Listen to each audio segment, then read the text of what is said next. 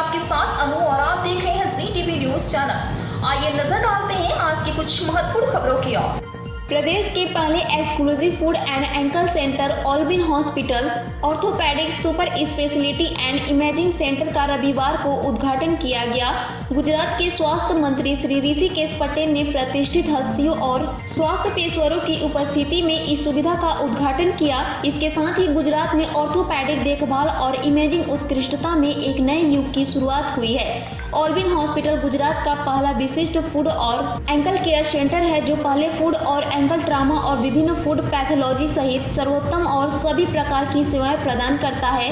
बुनियादी धाम के प्रेम जीवन स्वामी महाराज ने अपनी दिव्य उपस्थिति से उद्घाटन समारोह की शोभा बढ़ाई। विश्व उमिया धाम के अध्यक्ष आरपी पटेल विशेष अतिथि के रूप में उपस्थित थे। पेश अहमदाबाद से नीता लिंबाचिया की खास रिपोर्ट। सरस मजानु ऑर्थो और रेडियो बेनु कॉम्बिनेशन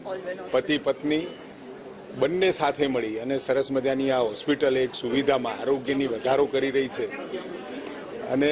પશુઓના રોગની વાત છે તો પશુઓના રોગ માટે રાજ્ય સરકાર અને પશુપાલન વિભાગ દ્વારા પૂરતી કાળજી લેવાઈ રહી છે અને જ્યારે પણ રાજ્યની અંદર કોઈપણ ખૂણામાં કોઈપણ વિસ્તારની અંદર પશુ હોય કે માણસ હોય કોઈપણ રોગચાળો દેખા દે એટલે તરત જ રાજ્ય સરકાર હરકતમાં આવી અને તરત જ એની કાર્યવાહી કરે છે અને ખૂબ ઝડપથી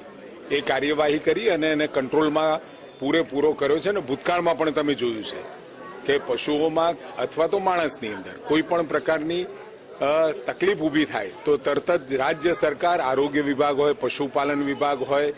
કૃષિ વિભાગ હોય કે કોઈ પણ વિભાગ તરત જ પ્રજાની વહારે આવવા માટે સ્પીડી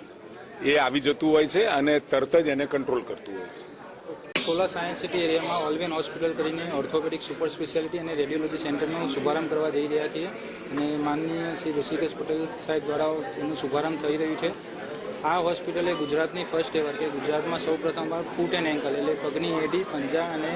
ઘૂંટીના સાંધાના નિવારણ માટે આપણે ગુજરાતનું ફર્સ્ટ એવર એવું સેન્ટર ઓલ્બિન હોસ્પિટલ ઓપન કરી રહ્યું છે અને આ સાથે સાથે રેડિયોલોજી સેન્ટરમાં એક્સરે સોનોગ્રાફી 2D ઇકો અને ડોપલરની સેવા આપણે પૂરી પાડવા જઈ રહ્યા છે અને આ જ સાથે આપણે માનવતાના ધોરણે આપણે કોઈપણ વર્ગના દર્દીને આપણે સેવા કરી શકીએ એ જ અમારો ઉદ્દેશ્ય છે।